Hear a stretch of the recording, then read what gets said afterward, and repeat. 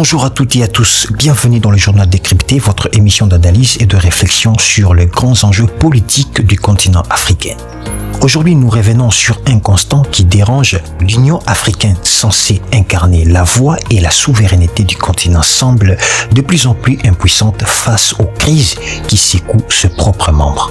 Depuis sa création en 2002, l'Union africaine voulait rompre avec l'image d'une Afrique dépendante, divisée et incapable d'agir par elle-même. Mais plus de 20 ans après, les conflits s'enchaînent, le coup d'État se multiplie et la diplomatie africaine semble souvent réduite au silence. Guerre à l'est de la République démocratique du Congo, crise politique à Madagascar, tension monétaire au Sahel. Alors, que devient les rêves d'une Afrique unie, indépendante et solidaire?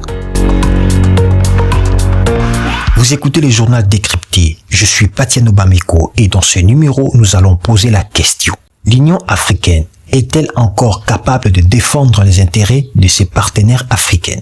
Commençons par la République démocratique du Congo. Depuis près de 3 décennies, la partie est du pays vit au rythme de ces affrontements, des déplacements des populations et des tensions régionales.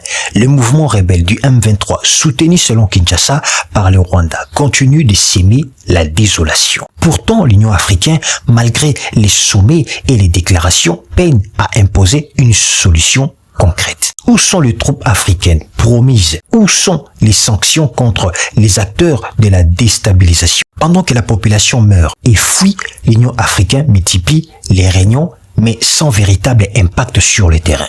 La question est simple, pourquoi l'organisation reste-t-elle spectatrice? Pour beaucoup d'analystes, c'est la conséquence d'un manque de moyens, mais aussi d'une volonté politique fragmentée. Chaque État défend avant tout ses propres intérêts.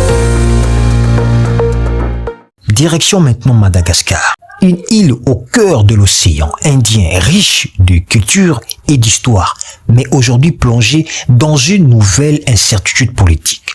Les récents retours de l'armée sur la scène politique relancent les débats sur la stabilité institutionnelle en Afrique. À chaque crise électorale ou sociale, les réflexes militaires ressurgissent.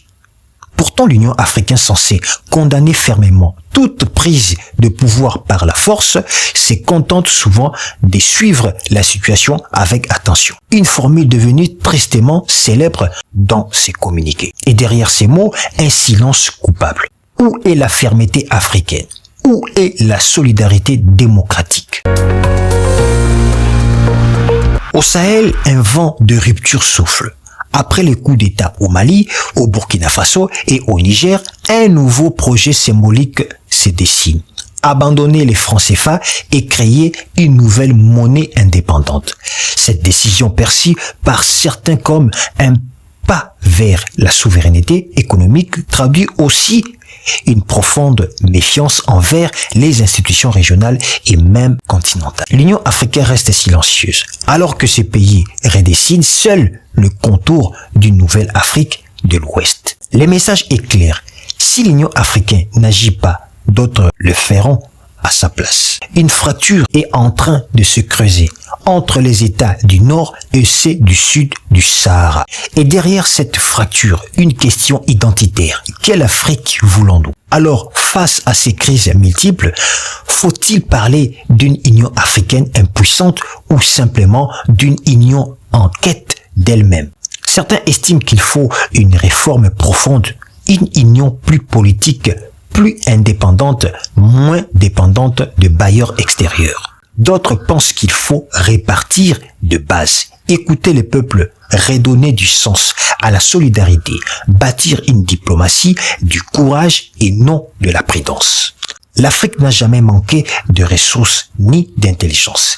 Ce qui lui manque parfois, c'est la volonté commune de parler d'une seule voix. Et tant que cette voix restera divisée, les crises continueront de la faire taire. Vous écoutiez le journal Décrypté. Merci d'avoir été avec nous. Rendez-vous au prochain numéro pour un nouveau regard, une nouvelle réflexion et toujours le courage de comprendre l'Afrique autrement.